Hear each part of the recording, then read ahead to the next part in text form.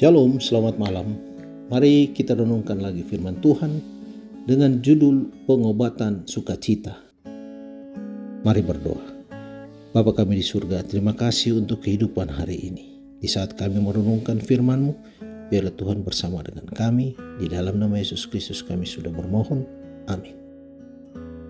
Ayat renungan diambil dari Mazmur pasal 30 ayat 6. Firman Tuhan berkata, "Seumur hidup ia murah hati, sepanjang malam ada tangisan, menjelang pagi terdengar sorak-sorai."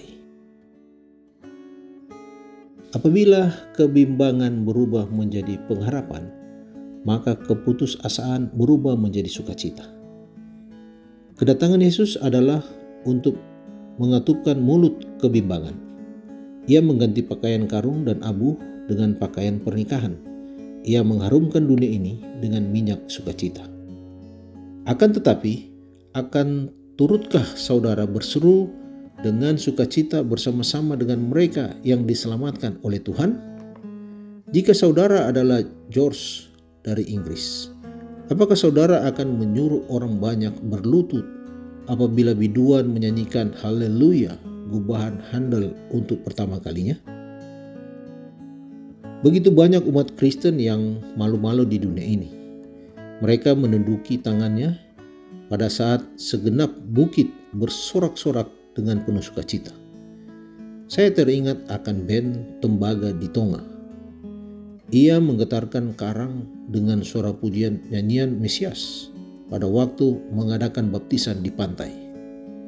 Di Ghana, saya mendengar biduan suara massal menyanyikan Fortissimo, Tuhan Allah yang memerintah.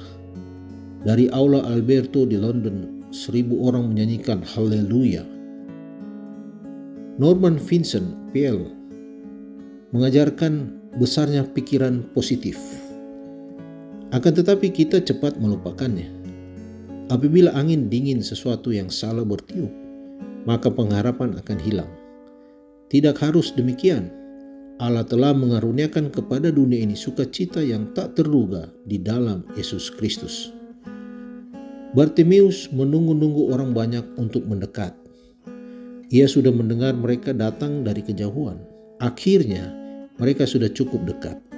Karena ia lahir dalam keadaan buta, ia bertanya, "Siapakah itu?" "Yesus orang Nazaret," kata mereka. Saat yang sudah dinanti-nantikannya sekarang akhirnya tiba. Ia tahu mengenai Yesus. Akan tetapi, apakah mereka menyebutnya Yesus orang Nazaret? Tampaknya bukan demikian. Ia menyebutnya Yesus anak Daud. "Kasihankanlah aku." Itulah namanya.